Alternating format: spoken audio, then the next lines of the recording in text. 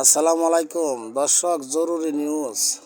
Contractor এবং ড্রাইভারকে লামাইয়া সেনাবাহিনী ঈদের বোনাস দিতেছে। কারণ ঢাকা থেকে সিলেট হবিগঞ্জের ভাড়া হইল 300 থেকে 400 টাকা, সর্বোচ্চ 450। হ্যাঁ, ওরার থেকে নিতেছে ঈদের উপলক্ষে 800-900 টাকা ভাড়া। কেন যাত্রীর কাছে জুলুম করব? ভাড়া ন্যায্য ভাড়া যা আছে তা নিব। ঈদ চলে আইসি দিকে লাগে ভাড়া বেশি দিকেন কি একটা মার দিয়ে। সেনাবাহিনী উচিত বিচার করছে, সেনাবাহিনী উচিত বিচার করছে। সবার কাছে সালাম, যেন এই ধরনের বিচার হয় আমাদের বাংলাদেশও। কেন ভাড়া বেশি নিবা? কেন ন্যায্য ভাড়া নিবা?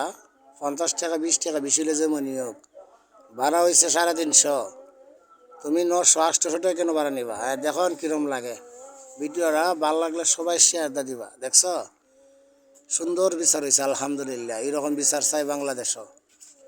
ভাড়া যা আছে তা নিবা, বেশি নিবা কেরে? আর জীবনে ভাড়া বেশি নিবা হয়ে যাও। দেখছেন, উনি প্রথম বলছে আমার থেকে নিচে 500 টাকা, এখন বলে আমার থেকে নিচে 700 টাকা। ঠিক আছে।